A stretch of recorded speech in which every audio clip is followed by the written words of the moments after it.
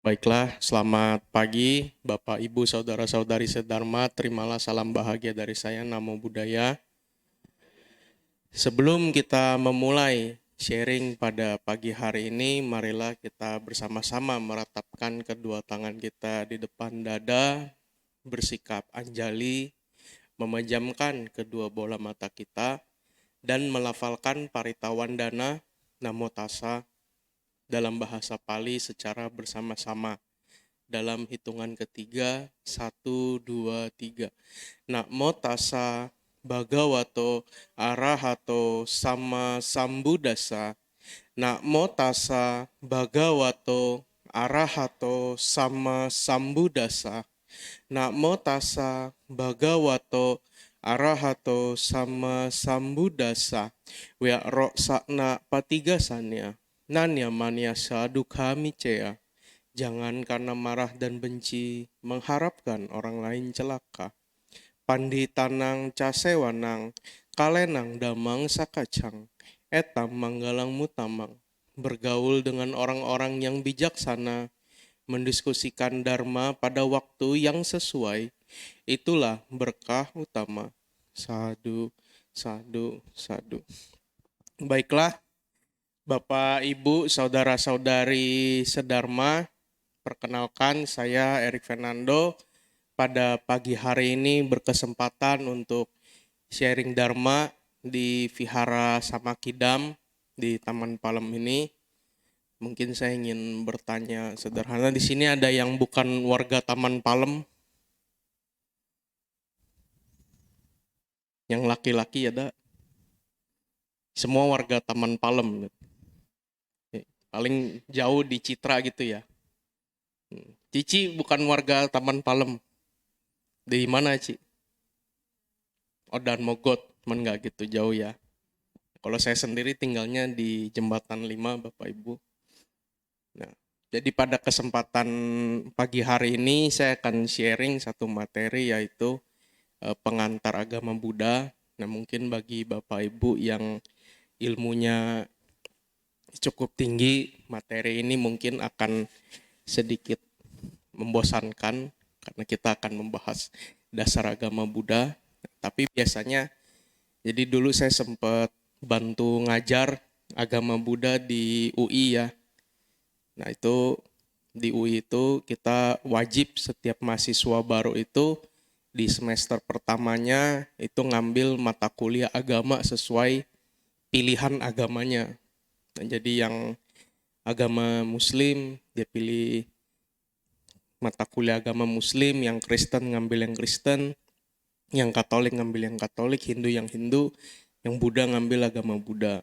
Nah biasanya materi ini saya sampaikan di pertemuan kedua tuh ke mahasiswa. Kenapa? Karena kalau kita di mahasiswa itu, kalau ditanya siapa yang selama hidupnya gitu ya, dari dia kecil sampai dia kuliah, yang pernah belajar agama Buddha, dan ternyata walaupun KTP-nya Buddha gitu ditulisnya di agama, tapi sebagian biasanya belum pernah belajar agama Buddha. Dan kalaupun dia ingin belajar, biasanya karena udah gede, dia akan malu-malu. Malu untuk bertanya. Karena mungkin kalau orang Indonesia itu kalau mau bertanya bukannya disangka rasa ingin tahunya tinggi ya, tapi lebih dicapnya mungkin bodoh atau apa gitu kan. Jadi orang tuh suka takut mau belajar agama Buddha, bingung awalnya dari mana. Nah, maka biasa saya sampaikan materi tentang hal ini. Nah, jadi yang pertama, ketika belajar tentang agama, orang harus tahu kata dasar dari agama itu sendiri. Nah, jadi agama itu berasal dari dua suku kata ya, a dan gama. Nah, gama itu kacau, a itu tidak. Jadi keberadaan agama di dunia itu, kalau secara filosofinya yang saya pelajarin itu adalah membuat kehidupan kita itu tidak kacau. Kenapa? Karena udah ada agama aja, tingkat kriminalitas masih tinggi. Nah, orang dikasih tahu ada surga dan neraka aja, masih suka berbuat hal yang tidak patut. Apalagi kalau nggak ada agama. Nah, mungkin kehidupan manusia lebih banyak lagi kekacauannya. Nah, kemudian apa sih bedanya agama Buddha dengan agama-agama yang lain? Nah, jadi agama Buddha ini saya suka sampaikan merupakan ajaran moral, ya, yang menjadi pegangan perilaku para penganut umat Buddha. Nah, jadi di dalam agama Buddha ini kita akan belajar apa-apa saja sih yang boleh dilakukan dan yang tidak boleh dilakukan sebagai umat Buddha. Nah, itu yang menjadi pegangan awal kita kalau kita mengakui dan ingin melaksanakan Buddha Dharma di dalam kehidupan kita. Nah, apa sikap dasar dari orang beragama Buddha dengan orang yang tidak beragama Buddha? Ada dua hal yang sering saya sampaikan. Yang pertama itu umat Buddha punya sikap karuna dan metta. Apa itu karuna dan metta? Karuna ini adalah welas asih. Atau bahasa gampangnya sehari-hari itu susah lihat orang lain susah. Nah, ini sikap dasar umat Buddha yang paling basic ya, yaitu seharusnya seorang umat Buddhis itu susah ngelihat orang lain susah. Nah, ini tentu kalau kita hidup dalam dunia bermasyarakat, ini hal yang jarang kita temui ya. Apalagi kalau kita di dalam industri perdagangan, dalam kita buka toko, apalagi kalau kita bekerja di kantor. Kalau lihat orang lain susah, biasanya lebih banyak orang kalau nggak diemin malah dimampusin. Nah kan, lihat kan tuh orang suka ngeyel kan sama gua. Kena kan, kualat kan. Nah, kalau umat Buddha nggak seperti itu. Justru ketika kita lihat orang lain susah, kita merasa susah. Jadi ada panggilan. Kemudian yang kedua adalah kita mesti punya metta atau cinta kasih. Nah, ini juga jarang ditemui di dalam kehidupan bermasyarakat maupun kita bersosialisasi di sekitar kita. Jadi metta atau cinta kasih ini adalah di mana kita bisa memancarkan atau membagikan perilaku baik kita itu kepada semua makhluk. Tentunya berarti orang yang kita kenal maupun tidak kita kenal.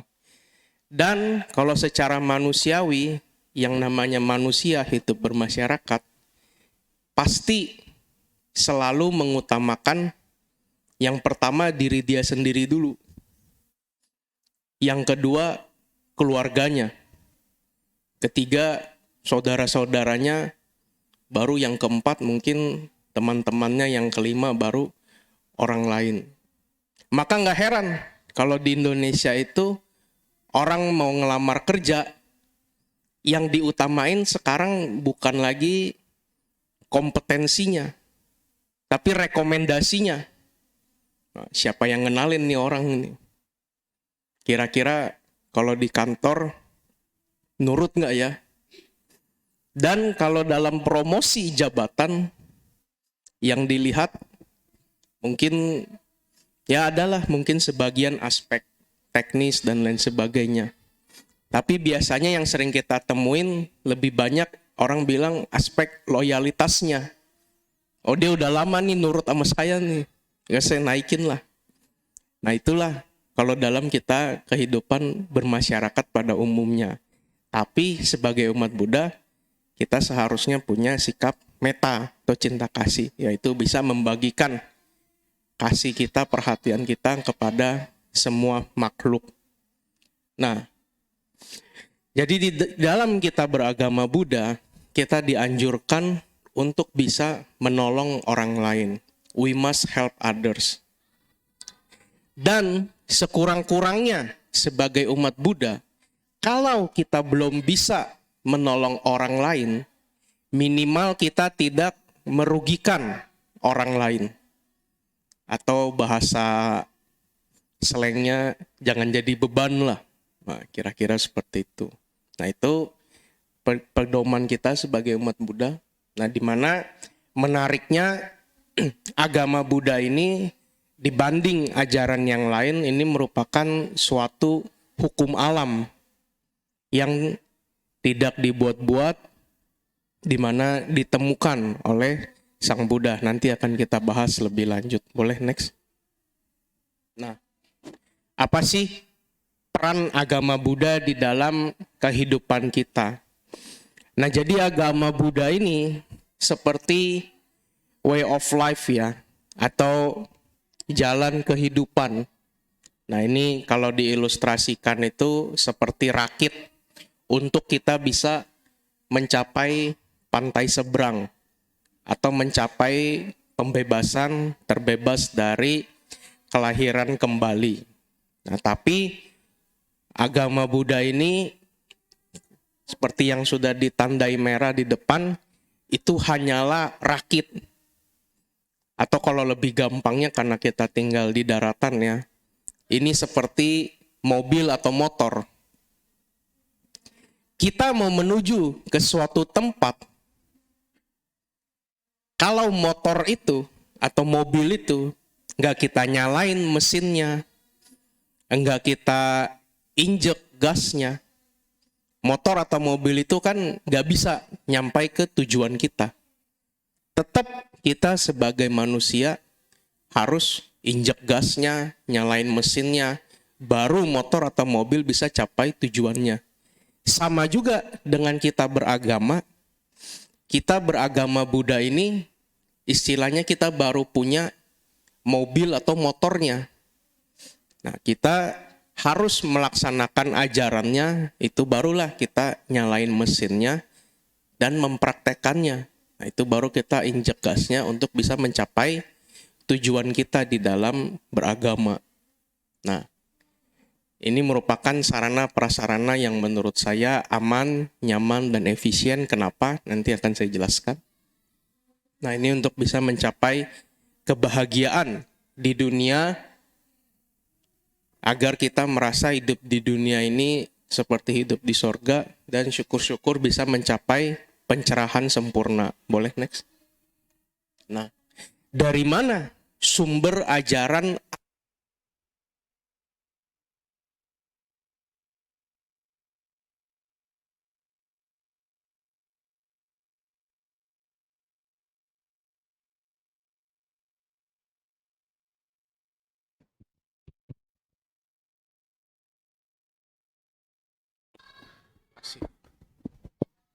tes? Nah, dari mana sumber ajaran agama Buddha? Itu berasal dari khotbah-khotbah Sang ketika beliau sempurna. Tes. Oh, bisa. Mencapai pencerahan sempurna di usia 35 tahun. Dan setelah beliau mencapai pencerahan sempurna di usia 35 tahun, selama 45 tahun beliau membabarkan Dharma ini.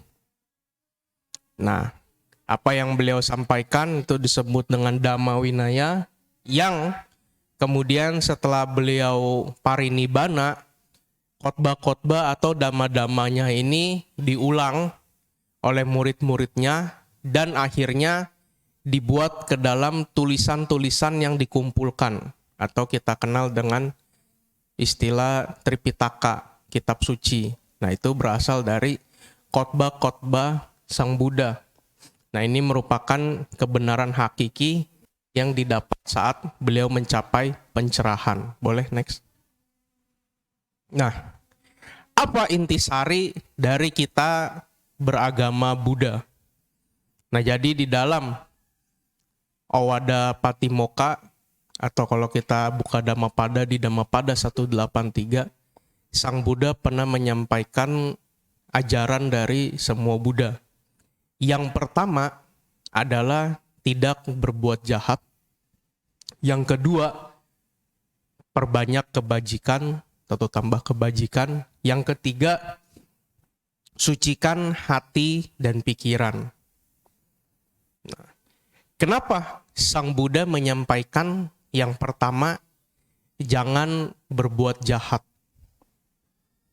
atau tidak berbuat jahat? Kenapa ini disampaikan pertama? Karena kita sebagai umat Buddha tadi punya prinsip hidup. Kalau kita tidak bisa atau belum mampu untuk menolong orang lain, minimal di kehidupan ini kita tidak merugikan orang lain. Nah, bagaimana caranya agar kita tidak merugikan orang lain? Minimal kita melakukan pantangan-pantangan yang diajarkan oleh Sang Buddha. Apa saja pantangan itu? Kalau kita sebagai umat awam atau umat perumah tangga, kita cuman punya 5 pantangan. Atau kita kenal dengan Pancasila Buddhis yang nanti akan kita bahas. Nah, kalau kita menjadi Romo Pandita ya, saya orang yang berkatin nikah gitu kan. Nah, itu setahu saya ada 8 kalau nggak salah. Ada tambahannya lagi gitu. Nah, kalau kita menjadi seorang samanera, nah itu ada yang orang latihan jadi biku ya, jadi bante gitu. Nah, itu ada 10 larangannya tuh. Nah, kalau kita menjadi seorang bante atau seorang biku, nah itu ada 227 ya Bert ya, larangannya. Ada banyak. Jadi yang pertama itu Sang Buddha intinya melarang-melarang kita. Kenapa kita dilarang ini? Untuk kita tidak berbuat jahat. Kenapa kita tidak berbuat jahat? Agar dalam hidup ini, kalau kita belum bisa menolong orang, minimal tidak merugikan orang lain. Nah, dan yang kedua, kalau kita udah bisa menjalankan 5 larangan itu, barulah yang kedua kita menambah kebajikan. Setelah menambah kebajikan, barulah kita mensucikan hati dan pikiran. Boleh next? Nah, ini kita akan belajar konsep dasar agama Buddha, yaitu ada Triratna atau 3 permata. Boleh next? Nah, ini yang suka kita bacakan setiap kali kebaktian. Aku berlindung kepada Buddha, aku berlindung kepada Dhamma, aku berlindung kepada Sangha. Boleh next? Nah, ini seperti skema mind mapping ya, yang untuk penyederhanaan, tapi nanti akan kita bahas di slide-slide berikutnya. Nah, intinya ada Buddha, ada Dhamma, ada Sangha. Nah, Buddha sendiri dibagi ke dalam 3 kategori, nanti akan saya jelaskan. Begitu juga dengan Dhamma. Itu ada Pariyati Dhamma, Patipati Dhamma, dan juga Patiweda Dhamma. Dan Sangha, ada Arya Sangha, ada Samuti Sangha. Boleh next? Next. Yang pertama, kita akan belajar tentang Buddha. Jadi apa sih makna Buddha? Buddha, D-nya 2 ya. Nah, jadi kalau di pencatatan sipil di negara kita, kebetulan kalau Bapak Ibu lihat KTP, nah itu ada kesalahan penulisan. Jadi Buddhanya di korting D-nya 1, jadi Buddha. Nah, harusnya yang tepat itu Buddha-nya 2. Kalau Buddha itu makna terjemahannya dari bahasa Pali artinya yang tercerahkan. Tes artinya hari Rabu. Nah, jadi Buddha ini mewakili potensi pencapaian kesempurnaan manusia yang paling hakiki. Nah, di mana Sang Buddha mengajarkan bahwa kita ini sebagai manusia itu memiliki yang namanya bodhicitta. atau kita memiliki benih-benih kebudahan. Dari mana kita tahu kita punya bodhicitta atau benih-benih kebudahan itu? Yakin Pak Ibu?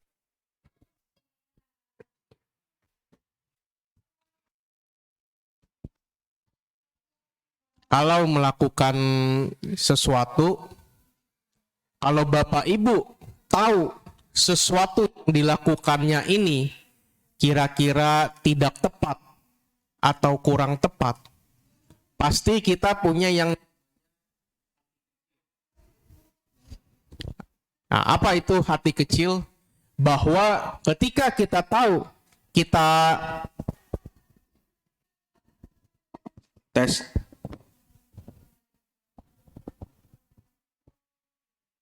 kita tahu kita melakukan sesuatu yang menurut kita ini sebetulnya nggak benar, tapi tetap kita paksakan karena mungkin kepepet atau karena situasi kondisi tertentu, kita punya hati kecil yang ngasih tahu bahwa apa yang kita lakukan ini salah loh, apa yang kita lakukan ini kurang tepat loh, apa yang kita lakukan ini sebetulnya kurang baik. Nah, itu pasti kita hidup sebagai manusia, kita punya bodhicitta atau kita punya hati kecil itu yang sering mengingatkan kita kalau kita salah atau melakukan sesuatu yang kita rasa kurang tepat. Nah, tinggal pertanyaannya, apakah bodhicitta ini kita latih terus-menerus di dalam batin kita atau sering kita hiraukan? Nah, itu yang menjadi pembeda umat Buddha dengan umat lain. Apakah kita melatih bodhicitta ini atau kita tidak, seperti itu. Nah, kemudian Sang Buddha secara historisnya, kehidupannya ini merupakan seorang manusia yang memiliki segalanya. Jadi beliau merupakan seorang pangeran dan calon pewaris tahta dari bapaknya ya, rajanya. Bukan anak presiden tapi anak raja. Nah, jadi beliau merupakan seorang anak raja yang pastinya sebagai seorang anak raja akan mewarisi nanti kerajaan peninggalan ayahnya. Nah, sebagai seorang anak raja, beliau memiliki semua kenikmatan dunia, yaitu punya harta, punya tahta, kekuasaan, dan juga punya wanita. Beliau juga menikah ya sebelum pergi meninggalkan.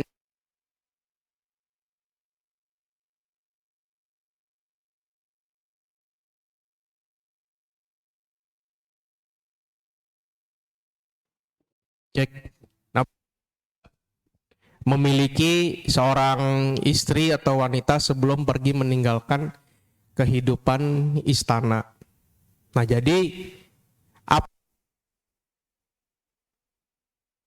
pasti kita yang namanya hidup sebagai umat awam, harta ya. Kenapa kita? Karena kita hidup, kita nggak punya duit, hidup di dunia itu repot, nggak ada duit, mau ngapa-ngapain susah, dan hidup kita dihargai oleh orang lain. Makanya seminar kenapa gitu ya, pasti tes.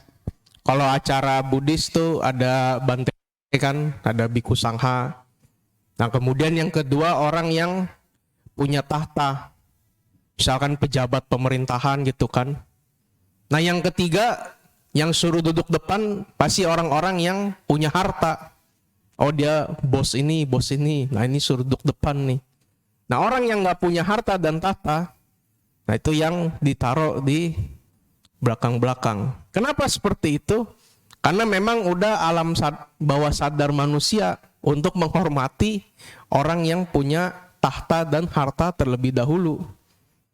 Apakah ada rumusannya? Apakah Sang Buddha pernah bilang, nanti kalau saya bikin acara, yang orang kaya taruh di depan ya? Nggak pernah tuh. Saya sih belum pernah menemukan. Siapa yang mengatur seperti itu? Ya kita sebagai manusia untuk mengutamakan orang-orang yang punya harta dan tahta. Nah, tapi istimewanya guru kita ini, Sang Buddha, beliau sudah punya segalanya. Kok masih belum puas? Nah, karena beliau ingin dengan usahanya mencari untuk mengatasi tua, sakit, mati, dan juga kelahiran untuk bisa mencapai nibbana. Boleh next? Nah, ini yang sering kita renungkan, Buddha Nusati yang maha suci, yang telah mencapai penerangan sempurna, dan seterusnya. Boleh next? Jadi, kita bagi, atau kalau kita pelajarin, itu dibagi ke dalam 3 kategori. Yang pertama adalah sama Sang Buddha, atau seperti Buddha Sakyamuni yang kita kenal. Nah, apa bedanya dengan Paceka Buddha dan Buddha? Yaitu sama Sang Buddha adalah orang yang dengan usahanya sendiri, di zaman itu tidak ada yang mengajar. Nah, orang yang dengan usahanya sendiri berhasil mencapai pencerahan sempurna, berhasil menjadi Sang Buddha, dan beliau mengajarkan cara untuk kita bisa mencapai pencerahan sempurna itu, memiliki pengikut-pengikut. Nah, jadi istimewanya Sang Buddha, setelah beliau mencapai pencerahan sempurna di usia 35, dia tidak menyimpan cara untuk mencapai pencerahan sempurna itu untuk dirinya sendiri, melainkan dibagikan kepada murid-muridnya. Nah, kemudian yang kedua ada Paceka Buddha, yaitu orang yang dengan usahanya sendiri ini mencapai pencerahan sempurna. Mungkin karena di zaman itu nggak ada yang mengajar juga. Nah, tapi setelah beliau orang Paceka Buddha ini mencapai pencerahan sempurna, itu tidak mengajar lagi. Nah, jadi beliau hanya bebas sendiri aja gitu. Maksudnya nggak mengajarkan lagi. Nah, ada yang ketiga yaitu Sawaka Buddha. Nah, ini peluang yang kita semua miliki di kehidupan sekarang maupun kehidupan yang akan datang. Yaitu karena di zaman kita, atau minimal kita pernah nginjak vihara ini, atau minimal kalau orang Indonesia pasti dia pernah belajar agama-agama. Nah, itu artinya dia sudah punya jodoh, dia tahu ada sama Sang Buddha, ada Buddha Sakyamuni yang sudah memberikan jalan untuk kita bisa mencapai pencerahan sempurna. Nah, kita sebagai pengikutnya, seandainya nanti kita juga bisa mencapai menjadi seorang Buddha juga, atau menjadi seorang arahat, kalau istilah palinya ya, mencapai tingkat arahat. Nah, itu sebetulnya kita juga sudah mencapai kebudahan. Nah, apakah kita bisa tahu biksu atau bante ini udah arahat atau belum? Setahu saya nggak bisa tahu ya. Paling kita hanya meyakini dari murid-muridnya aja. Oh, kalau ketemu Lungpo ini, Lungponya udah arahat misalkan. Tapi apakah kita bisa tahu? Dan biasanya kalau udah mencapai arahat juga kan udah nggak ada nafsu keinginannya lagi kan. Jadi ya nggak gembar-gembor juga. Tapi kalau bulan kemarin saya datang ke Thailand, ke Udon Thani itu, saya ketemu sama lungpo-lungpo. Emang auranya beda sih ya. Yang wasanya udah 50 wasa ke atas ya. Kayaknya mau ngelihatnya aja udah gemeter gitu. Wah, kayaknya mungkin arahat nih atau apa kita nggak tahu. Dan dari gaya ngomongnya juga kelihatan. Kalau kayak saya ngomong kan mungkin masih banyak cengangas-cengengesnya gitu kan. Kalau lungpo-lungpo kan udah beda auranya. Nah, tapi intinya ini memotivasi kita bahwa di kehidupan kita yang sekarang, kita juga bisa menjadi seorang Buddha.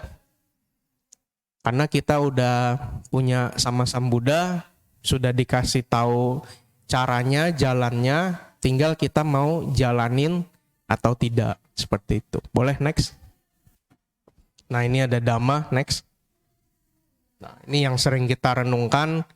Dhamma telah sempurna dibabarkan oleh Sang Bagawa.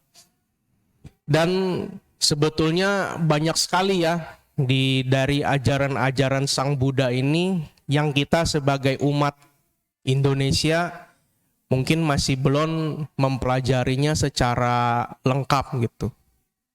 Nah, saya ambil contoh, kalau saya di universitas ya, di kampus, saya suka, kan kalau anak kampus sukanya hal-hal yang ilmiah ya, yang masuk akal ya. Nah, itu saya pernah sampaikan bahwa Sang Buddha 2500 tahun yang lalu itu pernah menyampaikan kepada umatnya dalam satu khotbah, ada 4 sumber kelahiran.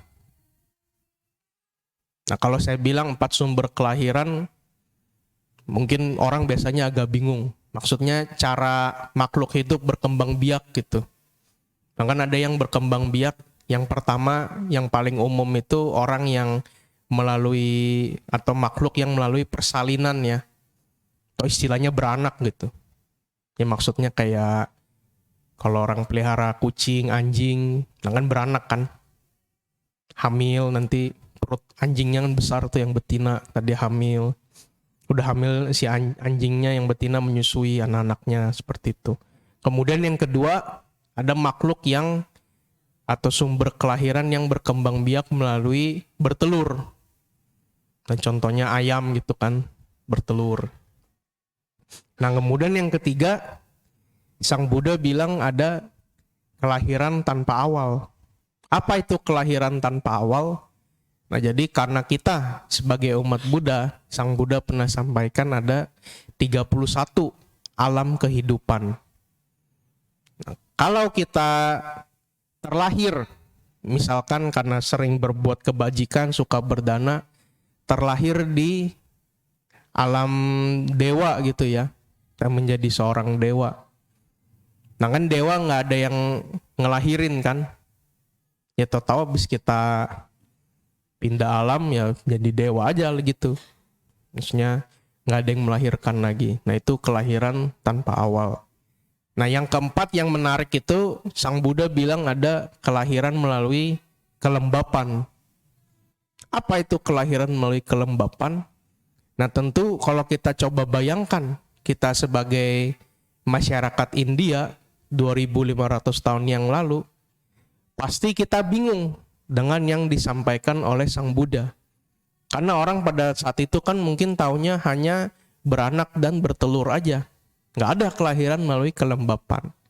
Nah butuh waktu ribuan tahun sampai di abad ke-20 ada seorang peneliti namanya Anthony van Leeuwenhoek menemukan mikroskop. Setelah dia menemukan mikroskop, dia meneliti pada organisme yang sangat mikro ya, yang kita nggak bisa lihat pakai mata biasa. Ternyata ada makhluk-makhluk yang berkembang biak dengan membelah diri kan. Nah, dia membelah diri dalam keadaan lembab. Nah, jadi apa yang disampaikan Sang Buddha 2500 tahun yang lalu, mungkin baru kita bisa buktikan ribuan tahun setelahnya. Nah, mungkin kalau kita jadi masyarakat India pada saat itu, kita dengar ada kelahiran melalui kelembapan, kita akan bilang, wah nggak bener nih. Ya karena pengetahuan kita yang memang terbatas dan belum pada perkembangan ilmu pengetahuannya belum di level itu. Tapi apa yang disampaikan Sang Buddha persis seperti yang kita renungi, yaitu telah sempurna dibabarkan. Nah, jadi tinggal kita bisa mempelajarinya atau tidak. Boleh next? Nah, ini ada 3 konsep dasar dalam kita mempelajari Dhamma. Yang pertama yaitu pariyati Dhamma atau belajar Dhamma secara teori. Nah, tadi kita sudah ambil ilustrasi bahwa beragama ini seperti kita memiliki mobil.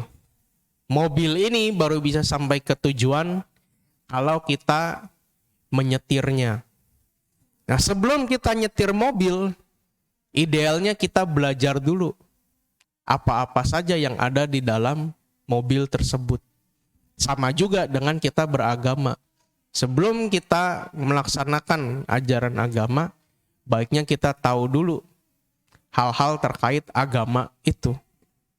Nah, di pariyati Dhamma ini kita belajar Dhamma secara teorinya.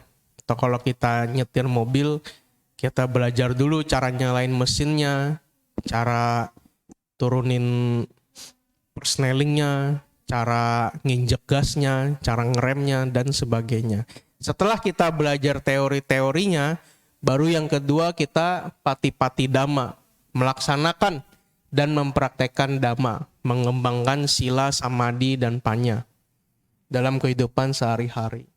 Barulah yang ketiga kita akan memperoleh patiweda Dhamma, yaitu buah dari kita belajar Dhamma secara teori dan mempraktekkannya dalam kehidupan sehari-hari. Boleh next? Nah, ini Dhamma ini adalah kebenaran yang diajarkan oleh Sang Bhagawa. Kadang-kadang Dhamma ini seperti daun yang ada di dalam genggaman tangan kita. Kenapa seperti daun? Nah, tadi saya waktu parkir di depan itu kan lewatin semak-semak ya. Kan banyak pohon-pohon yang udah agak layu tuh ya. Nah, umpama dari daun-daun yang ada di pohon itu kemudian ada yang jatuh ke tangan kita. Apa yang cenderung kita lakukan kalau kita memegang daun yang jatuh itu? Pasti kita buang ya. Karena kita mendapatkannya dengan cuma-cuma, dengan gratis. Sama juga dengan kita mengetahui Dhamma yang diajarkan oleh Sang Bhagawa. Karena kita belajar Dhamma itu cenderungnya gratis. Ya kita datang ke vihara ini kan nggak ada tiket, nggak bayar uang masuk kan. Karena gratis dan nggak bayar uang masuk, biasanya orang lebih menyepelekan sesuatu. Beda kalau ibu-ibu beli tas Louis Vuitton misalkan, atau beli dompet LV misalkan. Nah, karena belinya bayarnya aja udah 30 juta, ketika ada anaknya numpahin es krim di tas itu, bisa diamuk-amuk itu. Karena kita bayarnya mahal. Atau misalkan bapak-bapak beli mobil apa gitu, mobil Mercy kali ya. Kemudian anaknya coret-coret pakai batu gitu kan. Satu anak dikemplang lama kan. Kenapa? Karena kita bayarnya mahal. Beda dengan Dhamma. Karena kita datang ke vihara ini cenderungnya gratis, maka seperti daun di dalam genggaman. Kayaknya rasanya murah gitu kan. Jadi ya udah. Nah, itu ilustrasi yang agak ekstrim. Nah, ilustrasi lainnya misalkan kita kuliah nih. Kenapa orang kalau kuliah, kalau dia belajarnya nggak bener, orang tuanya ngomel-ngomel? Karena bayarnya mahal. Wah, lu udah di kuliah di sini, nggak tahu ya uang pangkalnya 30 juta ya. Nggak tahu ya, nyari duitnya susah ya. Jadi kalau dia nilainya jelek, maka orang tuanya ngomel-ngomel karena bayar. Kan Dama. Nah, mungkin Herbert nggak pernah kali diomelin karena nggak baca parita gitu ya misalkan ya. Lu nggak baca parita hari ini, lu diomelin bla bla bla bla. Kayaknya kan jarang ya orang ngomelin karena itu ya Bert ya. Dia diomelin karena nggak belajar karena buat dia kuliah, nah itu sering kan. Ah, udah dibayarin sekolah mahal-mahal, bukannya belajar yang benar. Apa? Karena orang bayar. Sedangkan Dhamma ini gratis. Padahal Dhamma merupakan obat yang manjur, yang sudah diajarkan oleh Sang Buddha menjadi pegangan kita untuk mengatasi lahir, tua, sakit, dan juga mati. Nah, untuk membebaskan kita dari samsara atau 31 alam kehidupan tersebut. Melihat Dhamma ini seperti melihat Buddha. Boleh next? Nah, next. Nah ini Sangha, yaitu persamuan atau persaudaraan para biku. Yang dahulu, yang sekarang, yang akan datang, yang harus ditiru, dicontoh, dan diteladani. Boleh next?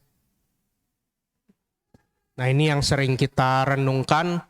Sangha telah bertindak baik, lurus, benar, dan patut, yang biasanya kita baca di parita kita. Boleh next? Nah ini ada 2 jenis sangha secara teoritis ya, yaitu ada Arya Sangha dan Samuti Sangha. Arya Sangha ini persaudaraan para biku yang telah mencapai tingkat kesucian tertentu. Nah ini karena kita sudah nggak hidup di zaman Sang Buddha, tentu kita nggak tahu ya mana biku yang mencapai arahat, mana yang belum kan. Nah, tapi yang kedua, saat ini kita ada Samuti Sangha, yaitu persaudaraan para biku pada umumnya. Maksudnya bukan biku palsu ya, tapi kita belum tahu aja dia pakai jubah udah mencapai arahat atau belum. Nah kenapa kita harus menghormati orang yang memakai jubah? Karena sulit dan gak gampang loh pakai jubah bante itu. Jangan dikira enak. Mungkin kadang kalau kita lihat lagi dana makan, makanannya banyak, berlimpah dan sebagainya, kayaknya enak jadi biku gitu ya. Pakai jubah itu sendiri aja itu rasanya udah berat. Jadi tahun lalu saya coba latihan cuman jadi samanera sih. 10 sila, kalau biku kan 227. Nah cuman saya coba cuman 10 hari ya, tapi saya coba ikutin, ternyata aturannya banyak banget. Misalkan seorang biku itu kalau minum nggak boleh berdiri loh. Nah kita manusia kan cenderung kalau minum, apalagi kalau lagi buru-buru ya, habis makan berdiri, minum baru jalan lagi kan. Kalau mereka tuh nggak boleh minum sambil berdiri. Nah kemudian yang namanya laki-laki kan suka kalau buang air kecil atau kencing kan berdiri kan. Nah nggak boleh tuh ternyata tuh. Mesti jongkok atau duduk gitu.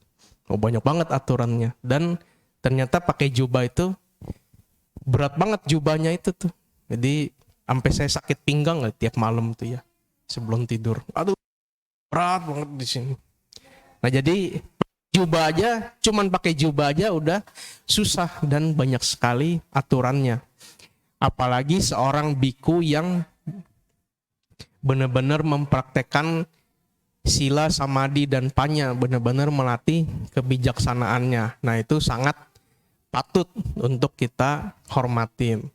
Nah tapi bukan berarti kita dalam berdana kepada sangha juga terlalu milih-milih ya. Oh gue pokoknya maunya dananya ke lungpo yang ini dah, kesuciannya udah tinggi. Nah nanti kan kita mesti lihat mereka sebagai persamuan atau persaudaraannya.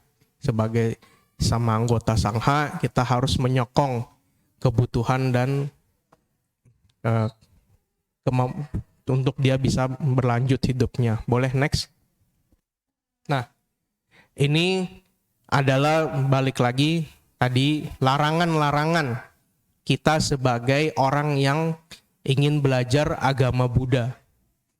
Apa saja larangan yang kita punya? Yaitu ada Pancasila yang nanti akan kita jelaskan. Yang pertama, menghindari untuk tidak melakukan pembunuhan. Yang kedua, mengambil barang yang tidak diberikan kita hindari. Yang ketiga, menghindari perbuatan asusila. Yang keempat, menghindari kebohongan. Yang kelima, menghindari zat yang memabukkan. Boleh next? Nah, menghindari pembunuhan. Nah, jadi pembunuhan ini kita mesti tahu syarat-syarat terjadinya pembunuhan. Yang pertama, kita tahu ada makhluk hidup. Nah, jadi kalau ini ilustrasi gampangnya, misalkan kita lagi duduk saat ini, kemudian di depan kita ada nyamuk yang datang. Nah, kita tahu ada nyamuk datang, berarti kita tahu nih ada makhluk hidup. Kemudian yang kedua, kita tahu bahwa makhluk itu masih hidup. Nah, karena kita tahu nyamuk ini terbang di depan kita, pasti kita tahu, oh nyamuk ini masih hidup. Nah, yang ketiga, kita berniat untuk membunuh makhluk tersebut. Kita lihat ada nyamuk di depan kita, kita merasa terganggu. Daripada dia yang bikin gua bentol, mending gua matiin dulu. Nah, itu berniat untuk membunuh. Yang keempat, setelah kita punya niat di dalam pikiran kita, kita melakukan usaha, melakukan perbuatan. Bagaimana cara membunuh nyamuk? Ya kita semua udah tahu lah. Gampang kan? Ya bisa ditepok, bisa diginiin, apa bisa disemprot baygon, atau diapain. Nah itu kita punya intinya dari niat udah menjadi perbuatan. Yang kelima, makhluk tersebut jadi meninggal karena kita. Ya karena kita semprot baygon kan nyamuknya nggak kuat. Nah itu syarat-syarat terjadinya pembunuhan. Nah seiring dengan perkembangan teknologi dan perkembangan ilmu pengetahuan, semakin banyak lagi kasus-kasus yang mungkin di zaman Sang Buddha belum ada. Jadi beliau belum bisa bilang ini iya atau tidak. Tapi kita punya pegangan moral ini. Apa contohnya? Misalkan kalau zaman sekarang ada orang yang mungkin usianya udah lanjut, kemudian menderita stroke. Sakit stroke kan sakit yang paling menderita ya. Hidup segan, mati nggak mau. Hidup-hidup, ngeliat-liat, tapi badan nggak bisa gerak. Capek. Nah kemudian orang sakit stroke karena dia udah bosan gitu kan. Dia bilang ke anaknya, udah deh, nggak usah dirawat lagi biar cepet mati gitu kan. Apakah kalau kita ada di posisi anaknya, kita ikutin apa yang orang tua kita mau ini, kita masuk dalam kategori pembunuhan atau tidak? Nah itu silakan direnungkan masing-masing. Karena mungkin zaman Sang Buddha, orang sakit stroke nggak terlalu banyak ya. Atau misalkan ada orang sakit kanker gitu kan. Sakit kanker juga paling menderita. Kenapa? Karena biayanya gede untuk kemoterapi, sinar gitulah, pengobatannya mahal kan, macem-macem. Udah gitu udah sakit kanker, pasiennya nggak banyak duit lagi. Nah lebih menderita lagi tuh. Terus dia bilang ke anaknya, udah daripada buat orang tua kemo, mending buat kuliah anak kamu aja. Nah, kan dilema tuh. Maka kita sebagai anak ikut membunuh atau enggak, nah itu saya nggak bisa pastikan juga. Tinggal kita belajar aja dari 5 pedoman ini. Apakah kira-kira terpenuhi? Kemudian bagaimana dengan orang yang mungkin minta disuntik mati dan lain sebagainya. Nah itu silakan kita renungkan. Boleh next? Nah, apa sih akibat dari suka membunuh makhluk hidup? Maka kita di dalam kehidupan sekarang maupun di kehidupan yang akan datang cenderung hidupnya itu nggak tenang. Nah, ini penting nih. Kenapa? Karena kalau orang hidupnya nggak tenang, maka dia akan hidup dalam keadaan was-was. Kalau orang hidup dalam keadaan was-was, tidurnya nggak nyenyak, banyak pikiran, bangun juga nggak seger. Nah, jadi kalau kita hidupnya nggak tenang ini berimbas ke banyak hal, umur pendek, berpenyakitan, dan mungkin selalu dalam keadaan sedih. Nah, inilah akibat-akibat dari melanggar sila yang pertama. Boleh next? Nah, kemudian yang kedua, nah ini yang lebih menarik lagi karena mungkin kalau membunuh ya udah jarang lah. Paling saya kadang-kadang misalkan kita sebagai umat awam, apalagi udah mengerti ajaran Buddha, mungkin di rumahnya udah nggak ada baygon, udah nggak ada heat gitu ya. Tapi makainya heat elektrik. Nah, saya nggak tahu tuh, membunuh juga nggak tuh, ya kan? Saya mah nggak pencet baygon kok, habis saya pasang heat elektrik aja. Nah, saya nggak tahu. Nah, kemudian yang kedua, mencuri. Nah, itu yang pertama kita tahu ada barang milik orang lain. Yang kedua, tahu bahwa barang itu ada pemiliknya. Ketiga, berniat untuk mencuri. Yang keempat, melakukan usaha untuk mengambilnya. Kelima, berhasil mengambil melalui usaha itu. Atau ini yang lebih spesifik lagi, Sang Buddha bilang, barang itu telah berpindah dari tempat semula. Nah, umpama dulu saya pernah naik kereta waktu zaman kuliah ya. Naik kereta di stasiun Tanah Abang pakai tas ransel. Dompetnya saya taruh di depan lagi. Saya yang bagian depan tas kan. Lagi di eskalator naik. Nah, itu kayaknya diambil orang tuh, cuman nggak sadar kan. Atau pas mau keluar stasiun nyari flashnya, kok nggak ada flash saya buat tap keluar nih. Nah, udahlah tuh kehilangan. Nah, itu dompet saya telah berpindah dari tempatnya. Itu umum Bapak Ibu. Mungkin kita semua kalau dikasih ilustrasi itu ya gampang lah nangkepnya gitu kan. Tapi yang namanya manusia dengan perkembangan teknologi berkembang juga tingkat kriminalitasnya. Yang paling gampang ini yang suka jadi tantangan adalah orang kalau ya kadang kejahatan yang kecil-kecil. Kita dagang di toko, punya bon, punya cap. Ada orang belanja di tempat kita. Saya mau beli A, B, C, D. Bonnya kasih bon kosong aja, saya yang tulis kok. Nah, apakah kita kasih bon kosong? Kita ikut terlibat di dalam pencurian? Silahkan direnungkan masing-masing. Atau yang lebih canggih, kita mau ikut project tender, entah di perusahaan swasta atau di pemerintahan. Kemudian yang nge-ACC project nanya, ada cashback-nya nggak nih? Kalau nggak ada cashback, yang sebelah mau kasih gue 15%. Urusan spek nomor 2, cashback yang pertama, katanya begitu.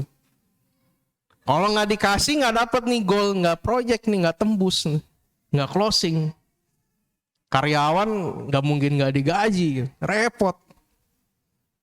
Apakah dengan kita memberikan cashback kita terlibat pelanggaran sila yang kedua ini? Silakan direnungkan masing-masing. Nah, itu yang dua paling sering. Atau saya pernah ketemu lagi yang lebih canggih.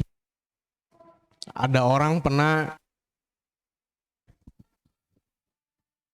tes tiket pesawat murah. Jual di Kaskus gitu ya. Saya coba tanya kan, coba ketemu. Loh kok itu bisa jual tiket ke Malaysia, ke Kuala Lumpur gitu ya, pulang pergi cuma 500.000. Oh iya, soalnya gue ngebobol kartu kredit orang kaya katanya. Oh, jadi orang kaya kan tagihannya banyak tuh. Nah kalau dia nggak ngecek ya aman-aman aja kita beli tiket, katanya seperti itu. Jadi dijual murah dah. Nah itu apakah termasuk pelanggaran sila lagi? Mungkin saya, mungkin tidak. Tergantung kita merefleksikan sila yang kedua ini, syarat-syarat. Karena mungkin di zaman Sang Buddha belum ada kartu kredit Bapak Ibu. Nah, tapi ilmu pengetahuan kan berkembang terus kan. Tinggal kita renungkan apakah syarat-syarat ini terpenuhi atau tidak. Boleh next. Nah, apa sih akibat buruk dari kita melanggar sila yang kedua ini? Yaitu miskin, dinista, dan dihina. Nah ini juga besaran karmanya sesuai dengan kekuatan kehendak untuk mencurinya, nilai barang yang dicuri, dan tingkat kemajuan rohani pemiliknya. Nah ini juga sering kejadian. Orang ngambil barang di supermarket nggak bayar. Nah itu kleptomania. Nah itu juga termasuk pelanggaran dari sila yang kedua. Nah ini akibatnya keinginan yang selalu tidak tercapai. Dan yang paling gak enak itu hidup bergantung orang lain. Menggantungkan hidup pada orang lain, berharap pada manusia, itu adalah hal yang paling sia-sia.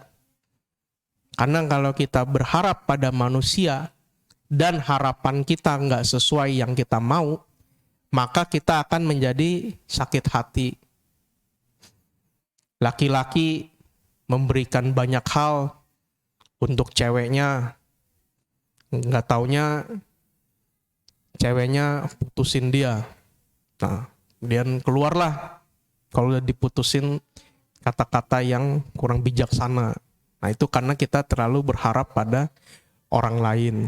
Orang tua besarin anak dengan harapan anaknya nanti akan balas kebaikan orang tuanya. Ternyata lebih sayang sama pasangannya dibanding sama orang tuanya. Ya itu udah resiko kehidupan. Kita nggak bisa terlalu banyak berharap pada manusia. Boleh next? Nah, ini yang ketiga, syarat terjadi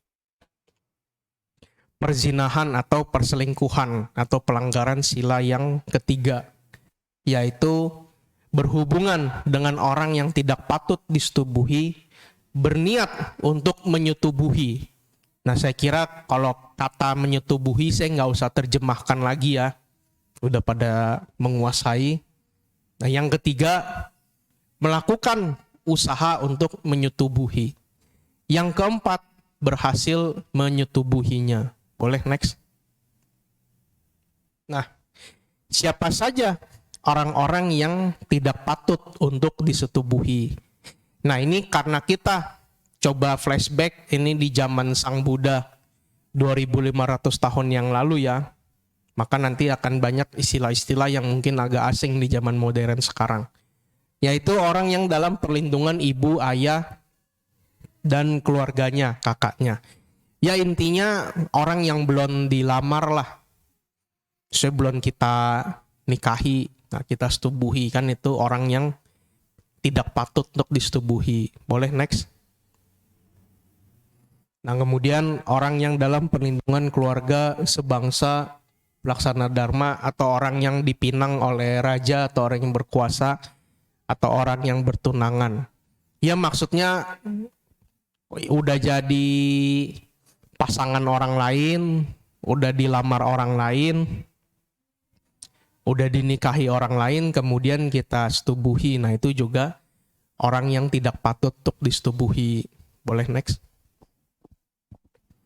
Nah ini kemudian orang yang sudah dibeli. Nah ini mungkin karena zaman India dulu masih dalam zaman banyak istilahnya majikan dan budaknya gitu ya. Nah kemudian yang rela dikawini lelaki karena mengharapkan harta benda. Nah ini mungkin karena dilamarnya dengan kayak kawin kontrak gitu kali ya. Saya juga kurang menguasai. Kemudian yang keempat, karena mengharapkan barang-barang sandang atau yang telah menjadi istri seorang lelaki. Nah intinya yang menikah karena bukan dengan menikah, kita berselingkuh dengan orang yang sudah dinikahi orang lain, atau dia menikahi kita karena mengharapkan harta benda dan sebagainya. Boleh next? Nah ini yang menjadi istri seorang lelaki yang telah membebaskannya dari perbudakan, tawanan yang kemudian dikawini oleh seorang laki-laki. Nah ini mungkin zaman itu masih ada peperangan antar suku gitu ya. Pekerja yang dikawini majikannya, atau yang menjadi istri seorang laki dalam jangka waktu tertentu. Nah ini ya mungkin terjemahannya juga belum sempurna, tapi intinya berhubungan dengan orang yang bukan menjadi pasangan sah kita. Nah itu termasuk pelanggaran sila ketiga. Boleh next? Nah, apa definisi dari berhasil menyetubuhi? Yaitu berhasil memasukkan alat kelamin ke dalam lubang lawannya. Nah jadi di dalam tubuh kita ini, kita punya banyak lubang, Bapak Ibu. Di dalam kepala kita aja, itu sudah ada 7 lubang. Ada lubang mata, udah 2 kan? Lubang hidung 2, lubang telinga, udah 2 lagi, udah 6 tuh. Kemudian ada lubang mulut, udah 7. Turun ke bawah ada lubang lagi, lubang pusar. Dan di bawahnya ada lubang-lubang lagi. Nah, jadi sudah berhasil memasukkan alat kelamin ke dalam lubang lawannya. Walaupun hanya sedalam biji wijen. Oh ya, kalau beli martabak pakai wijen ya.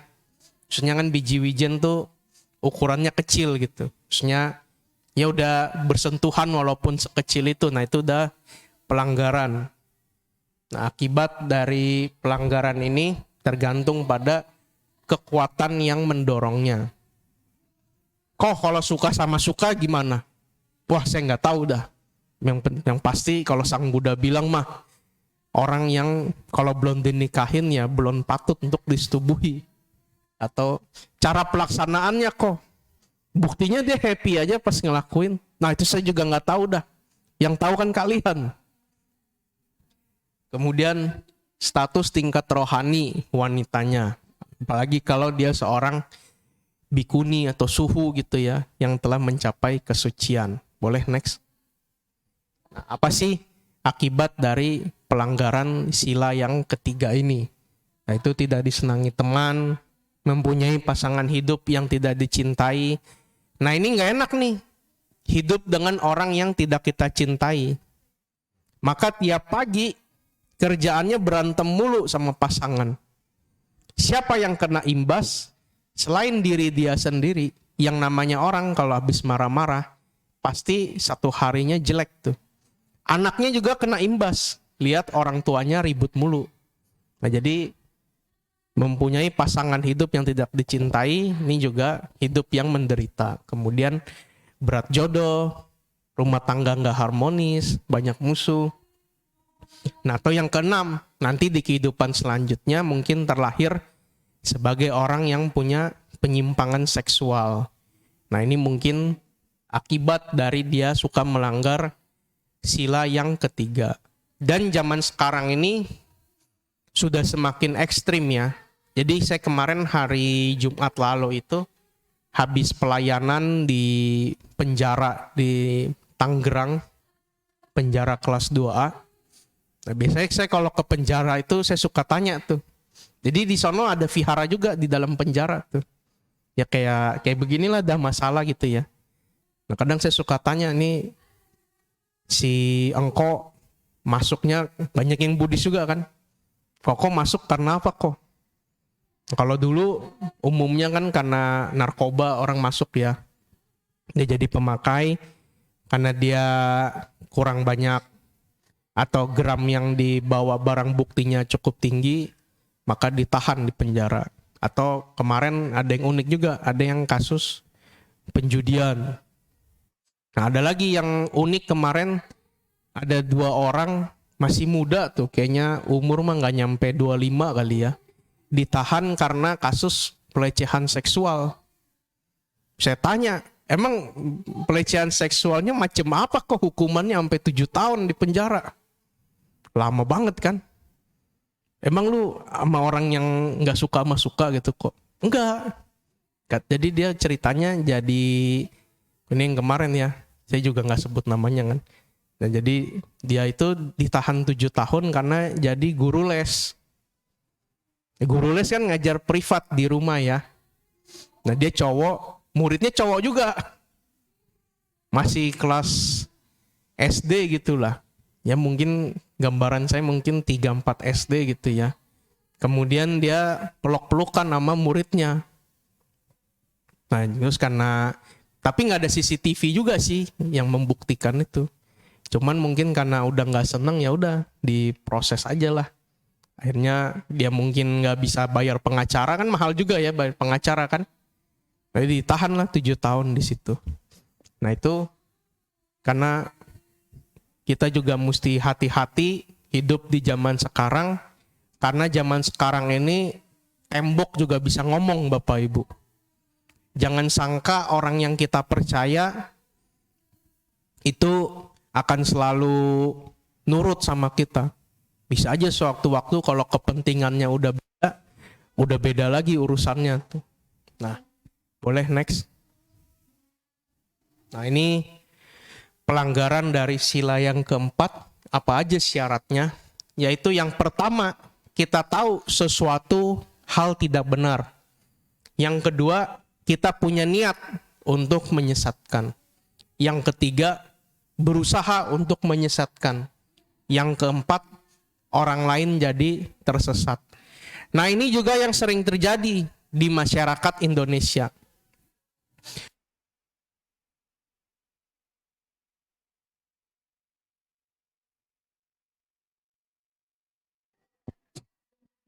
Ya. Tes. Nah jadi orang Indonesia itu, ini kecenderungan ya, nggak bisa digeneralisasi juga sih. Kalau kita nggak tahu sesuatu, kita suka gengsi kalau langsung jawab nggak tahu. Maka kita suka ngasal aja. Umpama orang nanya ya kalau sederhana sih, pergi ke McD Citra lewat mana tuh? Dia nggak tahu sebenarnya, cuman dia bilang oh itu ntar lurus aja, ntar belok kiri kali. Kita juga ketemu. Nah itu sering kejadian tuh. Nah itu hal yang sederhana. Tapi biasanya suka kebawa sampai ke urusan kantor. Apalagi kalau dia urusan yang lain-lain. Maka kita sebagai umat Buddha, seharusnya kalau kita nggak tahu sesuatu, kita jangan gengsi untuk bilang nggak tahu. Lu tahu nggak? Si ini kemarin sama si ini bla bla bla bla bla. Oh gue nggak tahu. Tapi biasanya kalau dia lagi diajak ngomongin orang lain yang kita nggak tahu, oh gitu ya. Emang kenapa dia gini. Nah jadi dari ketidaktahuan kita pura-pura tahu dan membuat orang jadi tersesat. Nah ini suka banyak kejadian juga. Atau misalkan kalau saya lagi ceramah di tingkat remaja, itu banyak yang bilang, oh saya berbohong demi kebaikan kok. Habis kalau saya bilang ke mama saya mau pergi main sama temen, pasti nggak dikasih. Padahal saya nggak enak udah ditungguin. Jadi ya udahlah, saya bilang pergi kemana gitu biar dia dikasih izin. Nah itu juga akibat dari komunikasi yang kurang lancar antar orang tua dengan anaknya, sehingga anaknya harus melakukan kebohongan. Nah itu harus introspeksi dua sisi juga tuh. Boleh next. Nah apa saja akibat dari kita berbohong? Yaitu terlahir ke alam kelahiran yang rendah. Nah ini yang tingkatnya agak ekstrim ya. Memberi kesaksian palsu dalam pengadilan sehingga orang lain dihukum di penjara. Nah, efeknya itu kita menjadi sasaran penghinaan dan orang yang suka bohong itu biasanya tidak dipercaya oleh masyarakat. Dan yang paling parah, imbasnya ke fisiknya nanti mulutnya berbau busuk. Nah, jadi kalau Bapak Ibu punya teman yang mungkin mulutnya bau, nah barangkali dia suka berbohong. Jadi mulutnya bau dan nggak dipercaya. Dan kalau kita hidup di masyarakat, nggak dipercaya sama orang lain, hidup kita nggak enak tuh. Kenapa?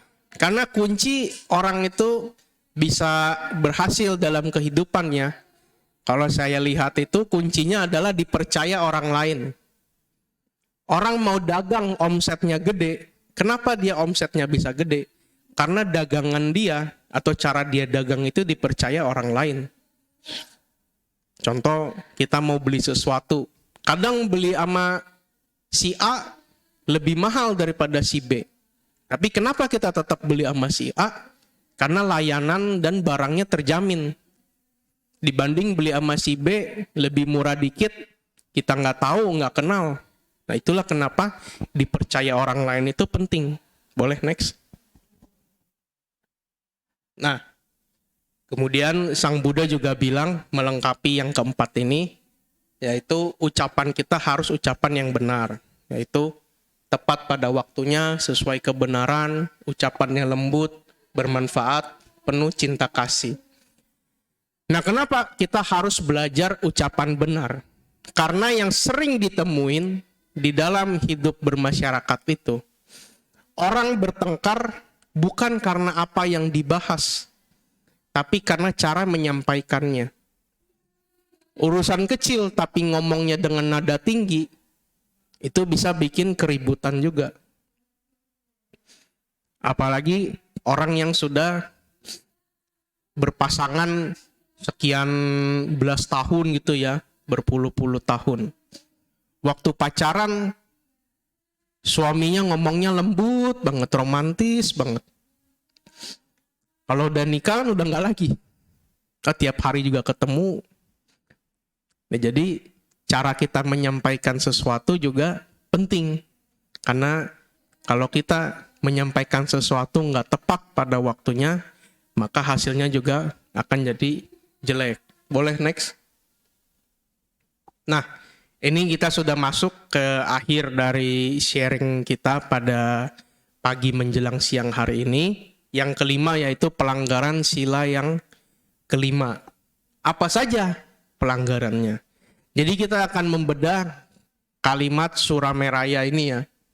Di mana sura itu merupakan bahasa Pali yang artinya minuman keras yang disuling. Nah, Herbert, apa contoh minuman keras yang disuling?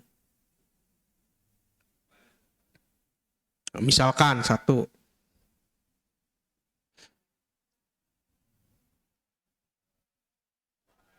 Ya banyak ya. Udah pada tahu lah minuman keras yang disuling. Kemudian ada meraya. Nah, ini minuman keras dari bahan yang diragi atau difermentasi. Ya gabungan keduanya misalkan mungkin wine, kemudian bir, ya sesuatu yang ada alkoholnya lah seperti itu. Kemudian maja. Nah, ini mengkonsumsi zat yang menyebabkan tidak sadar diri. Seperti mengkonsumsi ganja, morfin, heroin, dan sesuatu yang bersifat bikin orang ngefly gitu. Kemudian pamadatana. Nah, ini yang menjadi dasar untuk memakai sesuatu yang dapat memabukkan atau membuat kita tidak sadar diri, menimbulkan kelengahan dan kecerobohan, segala yang menyebabkan lemahnya kewaspadaan. Boleh next?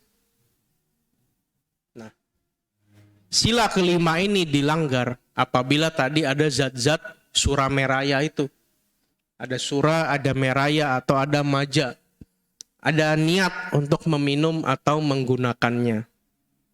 Kemudian kita meminumnya dan timbul gejala mabuk. Nah, jadi apa definisi minum menurut sila yang kelima ini? Ternyata definisi minum itu kita minum hingga masuk melalui tenggorokan ke lambung kita. Oh, kok berarti kalau saya minum wine, saya kumur-kumur, saya muntahin lagi, nggak melanggar dong. Nah, balik lagi itu kan ada niat untuk meminum dan menggunakannya. Nah, jadi ini pedoman dari Sang Buddha, tinggal kita secara bijaksana memaknai ajarannya. Boleh next? Nah, apa akibat dari melanggar sila yang kelima? Yaitu tingkat kesadaran lemah, tidak memiliki kecerdasan, terlahir sebagai orang yang terganggu ingatannya. Nah, ini kalau saya lagi ceramah di remaja, khususnya di kalangan pelajar gitu ya, saya suka agak nekenin poin yang kelima ini. Kenapa? Karena orang kalau masih usia remaja, itu otaknya, kalau saya pernah baca itu masih berkembang. Maksudnya masih bisa meningkat lagi kecerdasannya sampai mentok itu di usia umur 21. Jadi kenapa minuman alkohol ditulisnya 21 plus? Mungkin karena kalau orang udah 21 ke atas, dia mau minum zat apa itu udah nggak berpengaruh dengan perkembangan otaknya dia. Beda dengan anak usia remaja. Kalau masih remaja, kerjaannya party-party mulu ke bar, minum minuman keras biar terlihat gaul, keren. Nah, itu akan mengganggu kecerdasan otaknya dia, sehingga membuat dia menjadi nggak maksimal. Dan kalau orang otaknya nggak maksimal, siap-siap aja dalam hidup ini akan menderita. Kenapa? Karena dikasih tahu sesuatu nggak bisa nangkep. Ya misalkan Bapak Ibu yang punya karyawan di toko gitu ya. Kalau kita punya karyawan yang kita kasih tahu sedikit dia udah ngerti, kan enak, seneng ya. Ada juga kadang orang punya karyawan udah dikasih tahu 3-4 kali masih nggak ngerti. Kenapa? Ya karena bodoh, otaknya memang nggak nyampe. Kenapa bisa seperti itu? Ya mungkin karena gizinya kurang baik atau suka minum minuman keras. Nah, itu jadi sangat membahayakan minum minuman keras ini. Maka dilarang oleh Sang Buddha. Boleh next? Nah, ini tadi rangkuman akibat dari melanggar sila-sila tersebut. Sakit, pendek, usia sedih, takut, melanggar sila yang pertama, menjadi rugi, bencana, miskin, ini yang akibat mencuri ya, dihina, apa yang kita ingin nggak dapat. Yang ketiga, berat jodoh. Yang keempat, difitnah, dihina. Yang kelima, tidak disenangi keluarga, nggak cerdas. Nah, itulah akibat buruk dari pelanggaran sila-sila tersebut. Boleh next? Nah, sebaliknya, apa saja kalau kita melaksanakan Pancasila ini? Satu, memiliki keuntungan, memiliki kekayaan. Orangnya suka dapat hoki lah. Punya nama baik. Tidak takut bergaul, percaya diri. Kemudian meninggal dengan tenang menuju alam bahagia. Boleh next? Nah, ini pancadama yang harus kita kembangkan. Mengembangkan sikap meta, cinta kasih, karuna, welas asih, sama ajiwa, santuti. Santuti ini bersyukur ya. Saca, santi sampajana. Nah, nanti mungkin ada waktu kita bahas di lain kesempatan. Boleh next? Nah, ini merupakan memungkinkan kita sebagai manusia untuk hidup bersama dalam komunitas yang beradab, saling percaya dan menghormati. Nah, ini apabila kalau semua orang melaksanakan Pancasila Buddhis, maka hidup kita di dalam bermasyarakat, berkeluarga, berbangsa, dan bernegara itu enak.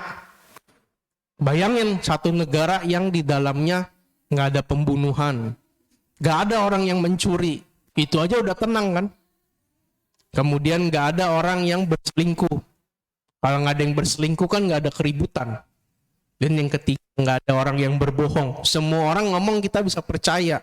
Enak banget tuh hidup kayak begitu tuh. Kalau kita sekarang hidup kan, orang ngomong apa kita curiga dulu. Ini maksudnya apa nih? Jangan-jangan mau ngeciak gua nih. Mau dimakan nih. Nah, yang kelima, yaitu nggak ada minum-minuman keras. Semua orang kalau ngomong dalam keadaan sadar. Kemudian titik awal perkembangan spiritual menuju pada pembebasan. Boleh next? Nah, ini dengan melaksanakan sila akan terlahir di alam bahagia, melaksanakan sila akan memperoleh kebahagiaan, kekayaan, dunia, dan dhamma. Dengan melaksanakan sila akan tercapai nibbana. Sebab itu kita harus melaksanakan sila-sila ini dengan baik dan sempurna. Boleh next? Udah ya? Ya, demikianlah yang bisa saya sharingkan pada pagi hingga menjelang siang hari ini. Semoga bisa bermanfaat. Marilah kita menutup dengan bersikap anjali dan bersama-sama mengucapkan Sabe Sata Bawantu Sukitata. Semoga semua makhluk hidup berbahagia.